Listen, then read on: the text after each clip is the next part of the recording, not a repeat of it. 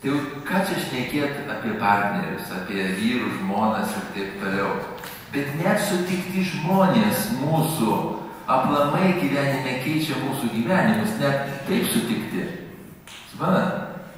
Tai ką čia šnekėti apie tais, kur mes dalinamės viskuo, mes dalinamės savo gyvenimu ir taip toliau. Tai be abejonės istorija būtų kitokia, be abejonės.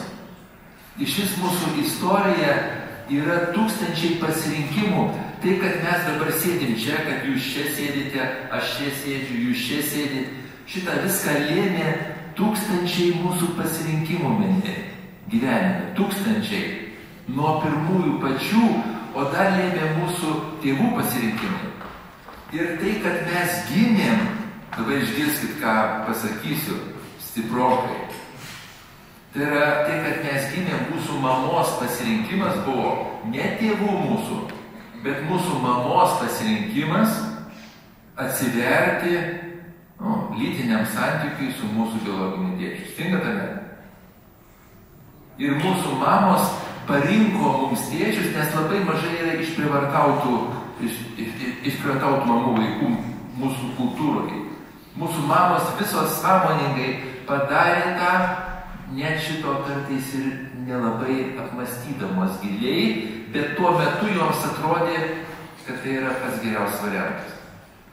Ir man labai įdomu, kai žmonės skundžiasi paskui savo ypatingai skundžiasi savo partneriu arba partnerė vyru ar žmona, dabartiniam momentį, vietoj to, kad su atjauta savo ieškotų variantų, jie nori padaryti tą partnerį kitokį kažkokį tai negu, kad jis yra patys jį pasirinkę. Vienintelis būdas keisti kitą žmogų yra keisti savo reakcijas, įskaitant labai plačia prasme. Ir kartais tas alkis, tą alkį tos pačios meilės mes galim įvairiausiais būdais. Vieni žmonės valgo alkį meilės, suvalgo. Ir tiek daug meilės prisikaupia paskui jų kūnuose, kad irgi problemų daug gaunasi. Tai mes einame į teatrą tam tikrą prasme, jeigu taip žiūrėti, mes ir meną kartais priimam kaip kažkokį tai ne tik tai pažinimą, bet mes priimam kažkokį tai savo tam tikro meilės poreikio tenkinimą, jeigu jau taip pažiūrėjus giliai. O kalbant apie psichoterapiją, apie santykius, net čia nekalbant, kai mes iš gydytojų meilės norim, bet mes norim meilės iš pardavėjų, pavyzdžiui. Sutinkat? Ir mes pykstam, kai mums neparodo meilės, nusisuka tenais, abejingai šneka, nepagodžia mūsų ir taip toliau. Ne ten mes norim meilės. Iš taksivai, iš visur mes norim meilės. Tai aš siūlau atsigręžti kiekvienam čia esančiam žmogui į klausimą, kas mums yra meilė, kokios mes meilės norim. Ir dabar išgirskite dar, ką aš pasakysiu, labai svarbu dalyką. Jeigu mes norim meilės, mes turim išmokti ją duoti. Nes meilė yra tas dalykas, kuris visos tik tai cirkuliacijoje, tik tai keitimasi. Meilė stiprėja ir jinai lieka gyva tik tai keičiantis. Tik perinant iš vieno žmogaus į kitą. Vienintelis būdas turėti meilę yra mokytis ją duoti ir mokytis ją imti. Nes jeigu mes būsim nepasiruošę imti meilę, ir aš tą matau nuolat, kai žmogus nori meilės, ir čia pat meilė yra, čia pat. Ir tos meilės nemato už tai, kad nepasiruošęs.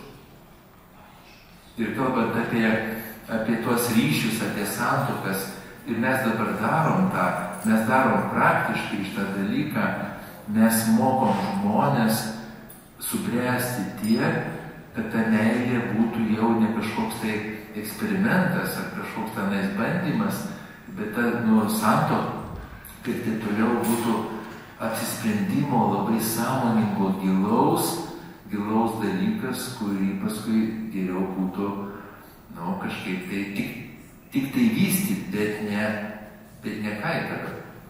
Visiškai, kad kitą dar bandysiu dar kitą bandysiu ir taip toliau.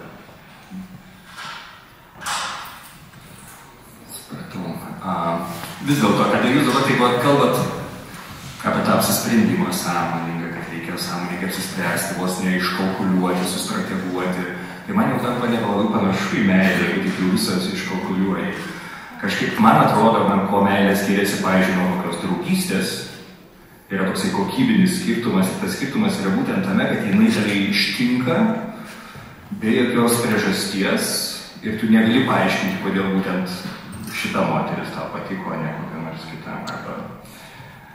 Nežinia dėl ko, tai yra taip out of the blue, kažkas tau nutinka, tai yra tai, kas vadinama pasija, tai yra kažkas, kas tave apsėda. Kur tu kontroliuoti negali iki galo, o gal ir nuo pat pradžios negali kontroliuoti. Ir kaip jūs sakėte, kad jums pernelyg sveiki žmonės atrodo nuobodus. Tai aš galėčiau pasakyti, kad pernelyg sukalkuliuoti kažkokie tai jausmai, man irgi atrodo nuobodus. Galiausiai aš noriu, kad mane kažkas ištiktų. Ir kartu to bijau, tai čia kitas dalykas. Tai čia galėčiau 3 valandas šnekėti apie tai. Tai vienas dalykas, meilė yra instinktyvi. Meilė grįsta mūsų instinktais ir mūsų biologija. Ir kai žmogus pribręsta meiliai, jaunystėje dažniausiai dauguma žmonių jie pribręsta. Ne visi žmonės. Yra žmonių, kurie neturi šitos dovanos, jie turi savo pavadinimus tam tikrus, bet jų nėra didelis toksai procentas. Dauguma žmonių, jie tam tikrus savo laikotarpio gyvenimo, jiems susiaktyvina instinktai, jeigu norit hormonai, neuromediatoriai, ir tada jie renkasi iš tos aplinkos, kuri yra aplink juos, renkasi savo meilės objektus, dažniausiai panašius į pažįstamus savo tipus, į savo tėtį, savo mamą, savo kažkokius tai svarbius žmonės. Dėl ko? Už tai, kad jie moka valdyti santykį su pažįstamu žmogum. Ir pavyzdžiui, smurtaujančių tėčių dukros arba priklausomų renkasi tokius pačius dėl to, kad žino, kaip su tuo žmogum tvarkytis, kaip su tuo žmogum elgtis. Ir dėl to aš savo 2 dukrom linkiu tose aplinkose būti, kur aplinkės geriausi variantai bus, kai jos jau atsivers tam santykiui. Bet yra dar vienas niuansas. Be tų instinktų, tie instinktai ateina mums, kai mums būna 14 metų, čia priklauso nuo tenamų sakyta, tai jeigu žmogus gyveno šeimoje, kur buvo sąmoningumas tas pats, buvo išmintis, buvo pagarba, buvo įsipareigojimas, buvo prisirišimas, buvo dėrybos, buvo susitarimai. Tas jaunas žmogus jau žinos šitas visas kompetencijas, pas jį bus šitos kompetencijos ir ta aistra, kuri ištiks, kaip jūs sakot, jis jau mokės vairuoti tą automobilį. Meilė, kaip ir aistra, duota biologiškai, kaip mes gaunam automobilio variklį. Ir tie žmonės, kurie gavo labai stiprų variklį, jie turi šansą patirti labai daug smagių kelionių, sutinkat? Bet jeigu jis nebuvo išmokęs vairuoti savo šeimoje, tai aš labai džiaugiuosi, kad jūs bijote, nes matyt jaučiate, kad galite spustelti stipriau.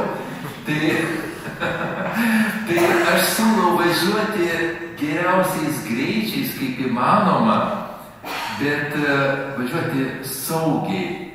Ir niekada saugus važiavimas nereiškia lėto važiavimo. Ne? Sudinga?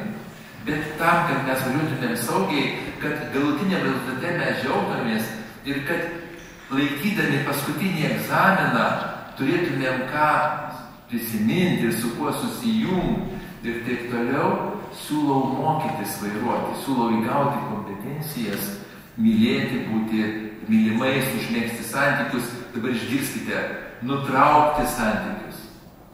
Viskas, kas prasideda viskas ir baigėsi, nes čia labai išmintis yra, pradedant prieš bet kokį dalyką gyvenime, jau truputį ir pagalvoti apie tai, kad jisai kažkada tai baigsis.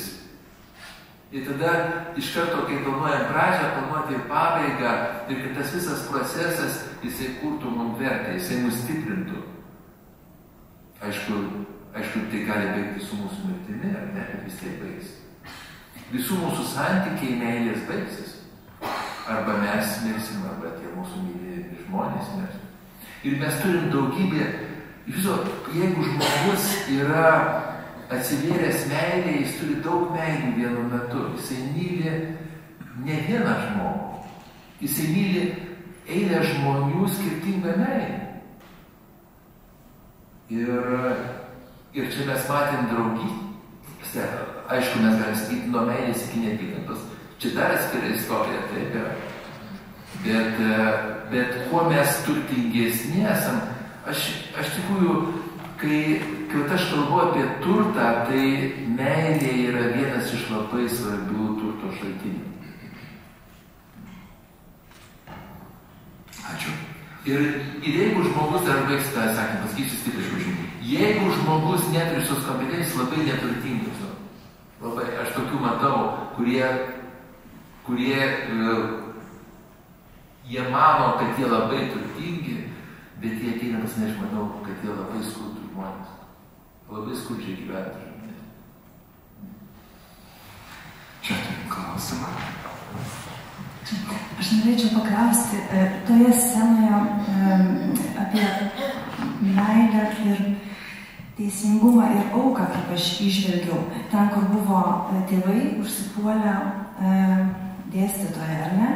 Ir gyvenime yra kartais už meilę suvalgom žmonės ir ta riba, kiek ten tas teisus ir neteisus, kartais labai slidi. Labai jautri tema, iš tikrųjų, labai jautri, nes labai siejasi su mano darbu ir su mano veikla. Ir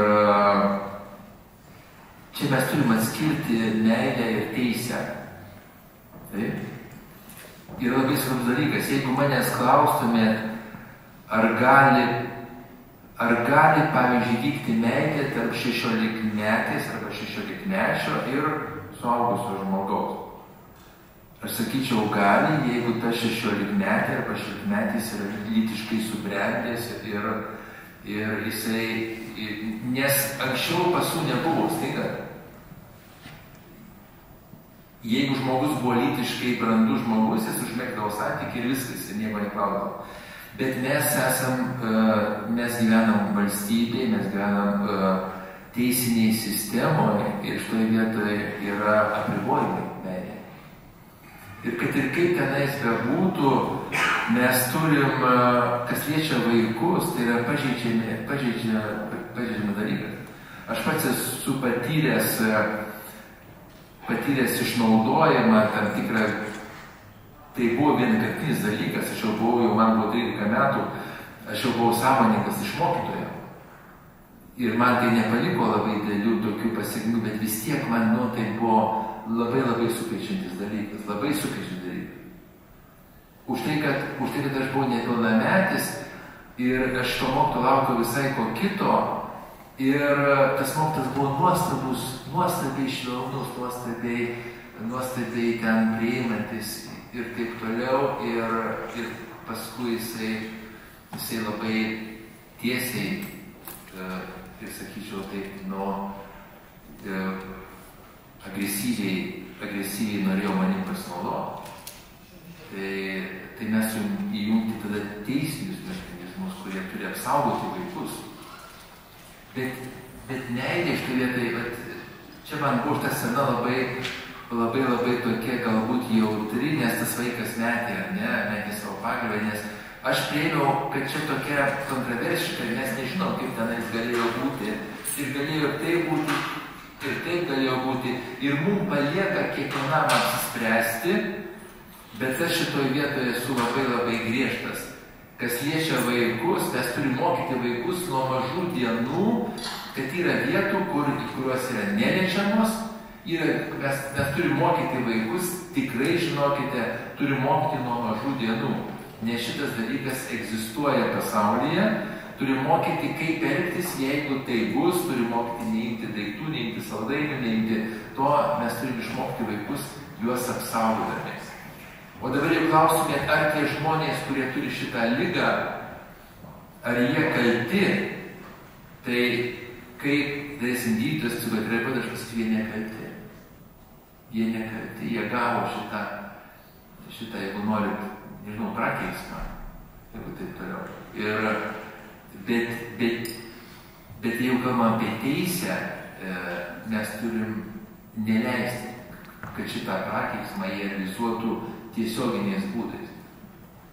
Tai čia yra daug apie ką pakalbėti, bet pats svarbiausia, aš manau, tie, kurie turi vaikus mažus, tie, kurie turi anūkus, nenutilėkit, būtinai kalbėkit su vaikais apie tai, būtinai, nes šitas egzistuoja daug daugiau, negu mes galvojam, ir aš vedu grupės, psichoterapinės, kur mes perdirbam vaikystę, sakyta, kiekvienoje grupėje eilė žmonių būna išnaudotų, tai dabar išgirskite savo šeimos narių visų pirma. Tai jau ką šnekėti apie mokytojus, tai šitas procesas vyksta. Mes turim žinoti tai ir imtis priemonių, kad tai nebūtų realizuojama. Dėkui. Iš tikrųjų, yra bent kelios tokios scenos, kurios yra kontroversiškos. Gali galvoti arba taip, ir čia yra viena iš tų scenų, ir ko gero, čia gal ne pats tas mokytojas yra svarbiausia figūra, bet ir tie tėvai, aišku, jie yra labai dviprasmiški, sakykime, gali galvoti ir taip.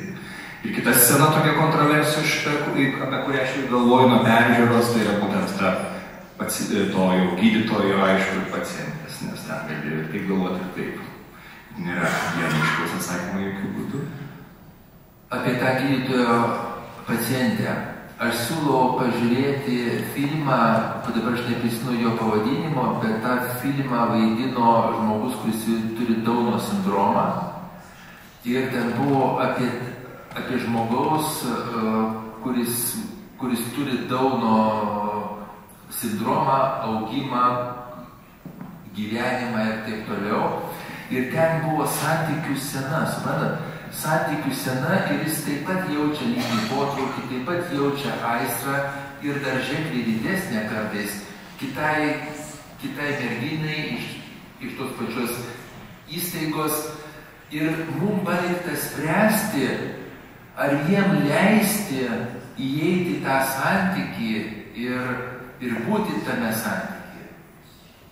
Tai vienas iš sprendimų, kuris anksčiau buvo taikomas, nežinau, kaip šiuo metu jis laikomas, bijau pasakyti, eretiškas, bet būdavo nuolat prižiūrėdavo moterų menstruacijas ir jeigu tik tai, kuri moteris neturi menstruacijų, iš karto jinai buvo duodama ginekologams. Tai aš manau, kad šiuo metu greičiausiai taip nėra, bet čia labai etinė dilema yra. Ar tie žmonės turi teisę turėti intymumą? Kaip? Gal dar kokių klausimų? Gerbiamas kolega, tai dabar jūs, kaip ir minėjau, kad patirtis turi būti brangi. Bet aš turbūt manau, kad patirtį nors tik, kad grožio prasme vertė. Prasmės prasme. Aš dėl to manau, kad galutinis vertinimas yra prasmės. O prasmė yra kiekvieno mūsų asmeninė prasmė. Ir prasmę mes atradinėjame. Mes pradžioje ieškom ir paskui atrandam prasmę. O grožis, gėris, laimė, meilė, jie yra komponentai, iš ko mes verdam ir savo gyvenimą, ir įprasminam jį. Ir mes esame labai skirtingi Ir vieniem, pavyzdžiui, grožis yra žmonių, žinokit, kurie, visur jiems reikia grožio. Jiems net meilės mažiau reikia, negu kad to vadinamo estetikos. Jie yra histrioniniai, jeigu nori medicininį terminą ir taip toliau, bet jam labai svarbu, kad jį matytų kaip svarbu, kaip gražų, kaip reikšmingą ir taip toliau. Ir kad jisai matytų, ir jeigu tai yra obsesyvumo vadinamo, tai tie žmonės labai estetiški. Ir jiem labai svarbu, jie viską mato.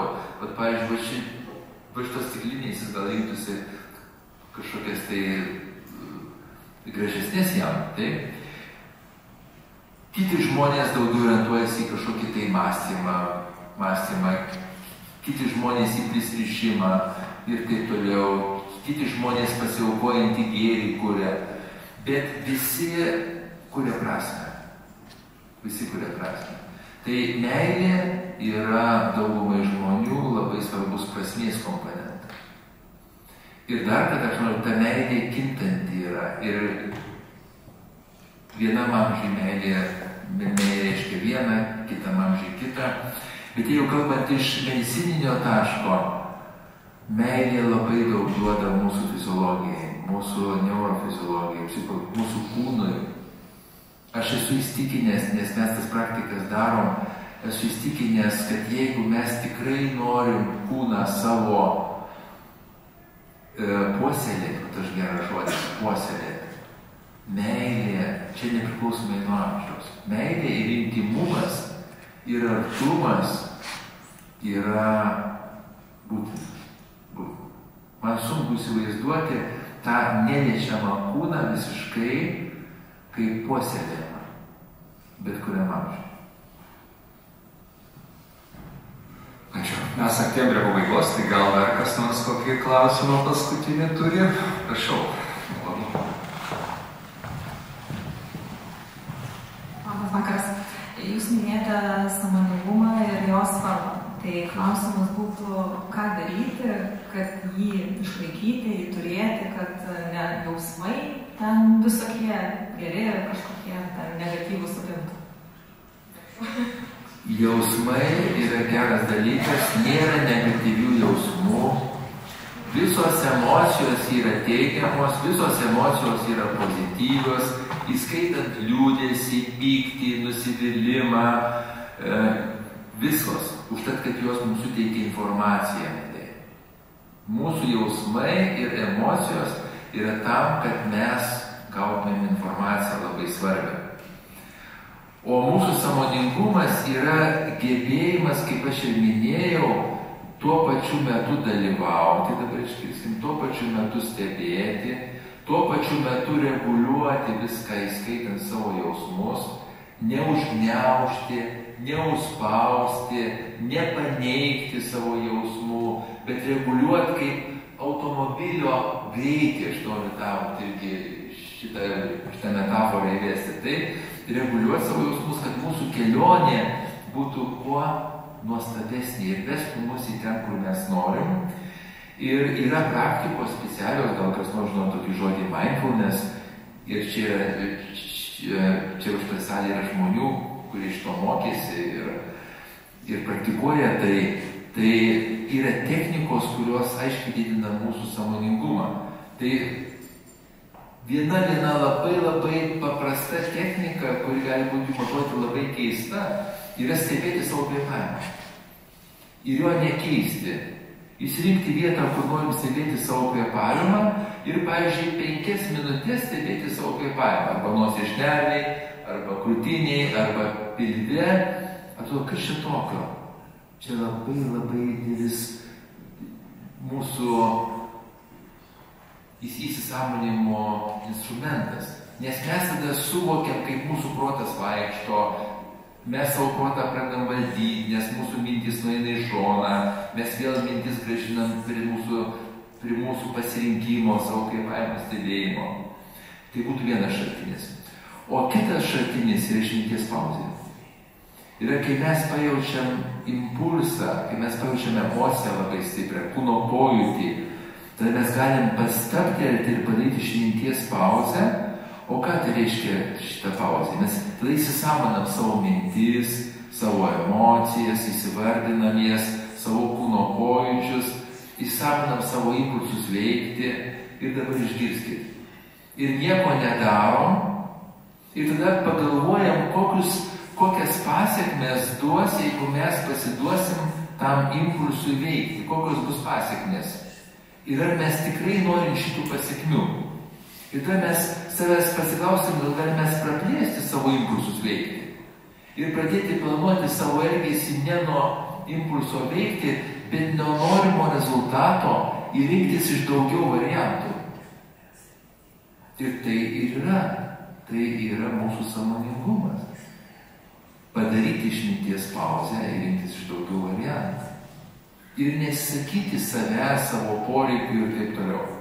Ir dar jau jeigu kalbam apie pabaigą, tai meilė tai nėra pasisavinimas. Aš anksčiau sakydavau, kad meilė nėra pasisavinimas, o dabar sakau, meilė nėra viso žmogaus pasisavinimas. Meilė yra dalinimasis dalimi žmogaus ir atiduoti savo dalį, ne tik atiduoti, bet atverti savo dalį ir atsiverti kito žmogaus dalį ir kurti tą bendrystę. Bet kokia meilė, net ir bet kokia. Tai yra tik tokia. Jeigu mes norim, pas mus tokie instinktai visą žmogų pasimti pas save, tai baigsis labai liūdnai. Nesiūlau štai daryti. Mums yra toks instinktas iš nesaugumo. Nes žmonės anksčiau iš nesaugumo norėdavo pasisavinti žmogų. Bet dabar mes šito geriau nedarykim. Bet kokiu atveju kentėsim. Ačiū. Kaip ir sakėte, prieš ką nors pradedami turim numatyti pabaigą. Tai mes ją numatėm ir tuo mūsų susitikimas baigėsi. Labai ačiū visiems